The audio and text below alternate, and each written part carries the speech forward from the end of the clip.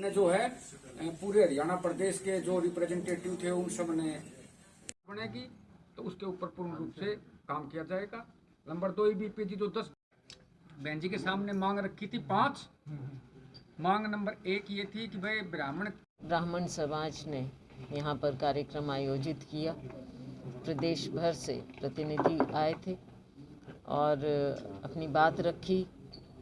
बहुत उत्साह है ब्राह्मण समाज में और बहुत उम्मीदें हैं कांग्रेस पार्टी से, क्योंकि कांग्रेस पार्टी सबको साथ लेकर चलती है। हर समाज का ध्यान रखा है, ब्राह्मण समाज का भी ध्यान रखा। इनको बहुत उम्मीद थी भारतीय जनता पार्टी सरकार से, क्योंकि बहुत इन्होंने उम्मीदें जगवाई, लेकिन पिछले 7 साल बीत रहे हैं, कोई कहीं इंसाफ की बात नज़र नहीं आ रही। समाज ने अपनी बातें रखी। कांग्रेस पार्टी 36 बिरादरी को साथ लेकर चलती है। 36 बिरादरी में सबका सम्मान भी हो और सबको आगे बढ़ने का मौका भी मिले। ये कांग्रेस पार्टी का हमेशा से ध्येय रहा है। इसमें ब्राह्मण समाज भी, मैं समझती हूँ कि हर समाज में, जैसे कि ब्राह्मण समाज में भी बहुत से लोग ऐसे हैं जो आर्थिक रूप से कमज़ोर हैं। इन सब का भी ध्यान रखना है। इस सरकार ने कहा बहुत कुछ, किया कुछ नहीं। आर्थिक रूप से कमज़ोर वर्ग चाहे किसी समाज से हों, उनको ऊपर उठाना जिम्मेदारी बन जाती है और कांग्रेस पार्टी समय आएगा इस बात को पूरा करेगी। और भी बहुत सी बातें हैं, वक्त आने पर सब पर गौर किया जाए। किसान आंदोलन इस समय किस तरह से देखते हैं जी? काफ़ी किसान आंदोलन आपने देखा कि 2 महीने से ज़्यादा हो गए, किसान बड़ी शांति से अपना आंदोलन चला रहे। इतनी संख्या में किसानों का इकट्ठा होना, जगह जगह पर बैठना, पूरे संयम से, पूरे अनुशासन से, कोई भी कहीं किसी भी प्रकार की अप्रिय घटना नहीं हुई। जब जब सरकार ने बुलाया किसान वहाँ गए, बातचीत के लिए हमेशा तैयार रहे। लेकिन सरकार हमेशा अड़ियल रवैया अपनाई रही। उसके बावजूद जब किसानों ने कहा कि गणतंत्र दिवस आ रहा है, सब मना रहे हैं, हम भी मनाएंगे, ट्रैक्टर रैली निकालेंगे पूरे अनुशासन से, पहले सरकार ने कोई जवाब नहीं दिया, कोई रिस्पॉन्स नहीं दिया और ऐन समय पर रास्ते तय करने लगे, वो भी ढंग से नहीं किए। मैं समझती हूँ इसमें फेलियर प्रशासन से ज़्यादा सरकार का है, क्योंकि डायरेक्शन, नेतृत्व सरकार का होता है। और जो बातें बाद में सामने आ रही हैं पिछले कुछ दिनों में, उससे साफ नज़र आ रहा है, पर्दाफाश हो रहा है कि किस तरह के तत्व जो रूलिंग पार्टी है भारतीय जनता पार्टी, उनके तत्व बीच में घुसाए गए, शरारत की गई है। ये सामने आ गई हैं बातें। 3 दिन से इंटरनेट बंद है पूरे प्रदेश में, कई राज्यों में। ये कौन सी इमरजेंसी लगी है? क्या आपने कभी देखा ऐसा? और ऐसा कौन सा था? कहाँ हिंसा की आपको शंका थी? क्या आज तक कहीं हिंसा हुई है हरियाणा में? मुझे बताइए, किसी भी ज़िले में? 17 ज़िलों में शायद, 17 में आपने इंटरनेट बंद कर दिया है। क्या किसानों मजदूरों के लिए? क्या इससे आम नागरिक प्रताड़ित नहीं हुआ है, प्रभावित नहीं हुआ है? बच्चों की शिक्षा, लोगों का कामकाज, कैसी इमरजेंसी आपने लगाई है? बात बार बार करते हैं ये, लेकिन एक बात बता दीजिए, जो किसानों की ओर से कहीं कोई गलत कार्य हुआ हो या इस तरह का कहीं आपको कुछ भी अंदेशा हो। बहुत कोशिश की सरकार ने, कभी इनको टेररिस्ट कह देते हैं, कभी कुछ कह देते हैं, लेकिन कहीं ऐसा देखने में नहीं आया। बीजेपी विधायक लगातार संपर्क में, आप द्वारा बयान भी था, हुड्डा साहब की तरफ भी था, कब तक सरकार बनाने का उम्मीद है सरकार? देखो, सरकार बनाना और करना आज के दिन ये कोई मुद्दा नहीं है। मैं समझती हूँ आज के दिन सबसे बड़ा मुद्दा किसान मजदूर का है। सरकार ये गिरेगी, अपने आप गिरेगी। आप देख रहे हैं इन्हीं के लोग छोड़ कर, क्योंकि सबको अपनी अंतरात्मा की आवाज़ सुननी चाहिए, ज़मीन में जो हो रहा है वो देखना चाहिए। आखिर मुझे ये बताइए, जो प्रतिनिधि हैं, जनप्रतिनिधि हैं, वो इस जनता के ही तो हैं। और अगर सारी जनता उठ खड़ी हुई है तो क्या आप अपनी आंख और कान बंद कर सकते हैं? सरकार अपने आप गिरेगी। ये सरकार का पहले दिन से सरकार बनने का कोई मतलब नहीं था। 75 पार की बात करते थे, 40 पर आकर रुक गए थे। झूठे नारे, झूठे वायदे, हर तरह झूठ, इनका आधार झूठ पर है। सरकार बनने का आधार झूठ पर है। ऐसी पार्टियां साथ में जुड़ गई, कुछ लोगों को उस समय साथ जोड़ लिया, जैसे भी कह के जो भी, लेकिन आज सब लोग लुकते फिर रहे हैं, छुपते फिर रहे हैं, जनता से डरते फिर रहे हैं।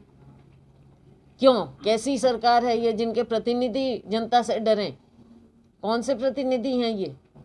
खुलकर सामने आनी चाहिए बात। कल यूनियन और बजट है, ये सरकार अपने आप गिरेगी। आप एक- देखेंगे, बातचीत तो होती रहती है। मैम, 2 विधानसभा किसी के हैं खाली हुई है, कालका और इलाहाबाद की। तो देखो, किस तरह कालका की मैं बात कहना चाहूँगी। कालका में जिस तरह से किया गया, आप मुझे ये बताइए, जो जजमेंट आई है, जज के कुछ मैं नहीं कहना चाहूँगी, जजमेंट जिस प्रकार भी आई, लेकिन एक सवाल मैं पूछना चाहूँगी कि कोई भी प्रतिनिधि अगर उसके इलाके में या उसके इलाके के किसी इंसान के साथ कुछ होता है, क्या उसका फ़र्ज़ नहीं होता वो वहाँ पर जाए? नहीं जाएगा तो किस तरह का प्रतिनिधि? गए, जो भी हुआ, जैसी भी जजमेंट आई, मैं उस पर क्या टिप्पणी करूँ? लीगल रास्ता है, उसको अपनाया जाएगा, वो अपनाएंगे, वो अलग बात है। लेकिन उसके बाद आप ये देख लीजिए कि कितनी जल्दबाजी में छुट्टी के दिन जजमेंट मंगवाई, क्या किया, कैसे किया, और एकदम ऐसा ऑर्डर निकाल दिया माननीय स्पीकर साहब ने, कोई मौका भी नहीं दिया। और इतनी जल्दी आपने कौन सी लीगल राय ले ली? इतनी क्या आपको जल्दबाजी थी? कोई उनको आप शो क्या कॉज कारण देते, रहे आप क्यों इतनी बुलाते। जल्दी ये निर्णय लेना पड़ा विधानसभा के? लेना पड़ा नहीं, लिया इन्होंने। क्या कारण था? हम खुद पूछना चाहेंगे, क्या कारण है कि एक जनप्रतिनिधि को आपने मौका तक नहीं दिया? क्या कारण था? इसमें पूरी पार्टीबाजी है, सियासत कर रहे हैं ये। लेकिन जनता इनको जवाब देगी। आप देखेंगे आगे एक लीगल रास्ता है, वो भी अपनाया जाएगा। उसके अलावा कुछ भी ये करें, हम हर चुनौती स्वीकार करेंगे, कांग्रेस पार्टी स्वीकार करेगी। रही बात दूसरी जो आपने कही है एलनाबाद की भी, एलनाबाद में भी अब बाई इलेक्शन होगा वहाँ पर, क्योंकि वहाँ के एमएलए ने रिज़ाइन किया है, अभय जी ने।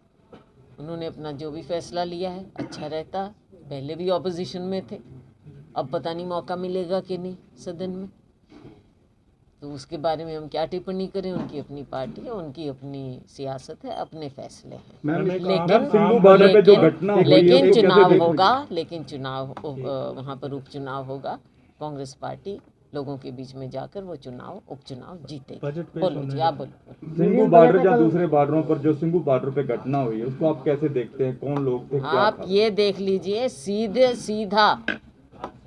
सीधा इल्ज़ाम हम लगाते हैं भारतीय जनता पार्टी पर। ये दुनिया देख रही है।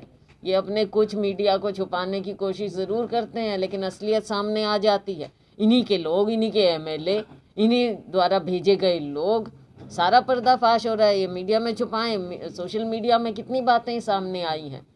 भाड़े के लोगों को भेजते हैं, ये अपनी पार्टी के लोगों को भेजते हैं, अराजकता फैलाना चाहते हैं। और किसान जो शांति से बैठे हैं, वहाँ पर आप जाकर मार पिटाई करना चाह रहे हैं।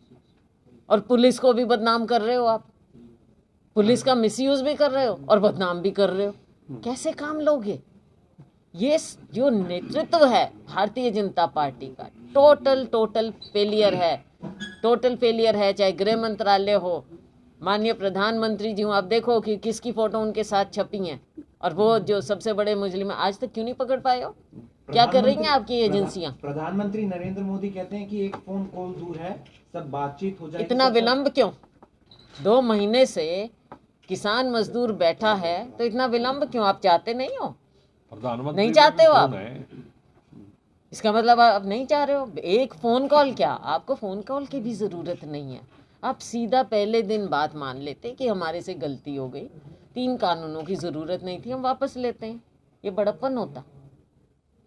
यूनियन बजट कल पेश हो रहा है, उसको लेकर क्या कहेंगे? क्या उम्मीद करोगे अपने जब किसान मजदूर का भट्ठा बैठ जाए, पूरी अर्थव्यवस्था का भट्ठा बैठ जाए, आप कहाँ डिमोनेटाइजेशन से शुरू हुए थे, कोई फैसला तो आपने ठीक लिया हो, कोई भी ठीक लिया हो। हमारी आर्थिक व्यवस्था इतनी ज़्यादा ख़राब हो चुकी है, फिर कोरोना में भी जो भी हुआ ना, आप डायरेक्ट लोगों तक पैसा पहुंचा पाए, मिडिल क्लास को भी आपने पीस दिया, बच्चों की शिक्षा का जो हाल हुआ, क्या बजट में देंगे? ये लाखों की बात करते हैं, हमने 21 लाख करोड़ 13 लाख करोड़ पता नहीं क्या क्या संख्या बताते हैं, उतने दे दिए लोगों को। मुझे बता दो कहाँ गया है वो पैसा, पता तो चले। पेट्रोल डीजल की कीमत आसमान को छू रही है, कहाँ गए वो पैसे? सब्सिडी कंपनियों से कहाँ गए? सब्सिडी खत्म कर रहे हैं, गरीब आदमी से सब्सिडी खत्म, चुप छुप के करते हैं ये सारे काम। बीच में गैस का रेट, पेट्रोल का रेट बढ़ रहा है, सब बढ़ा रहे हैं। 75 पार कर दिया, 75 बार प्रॉमिस किया था आपको, 75 बार प्रॉमिस किया था, एक प्रॉमिस पर ये खरे उतरे हैं।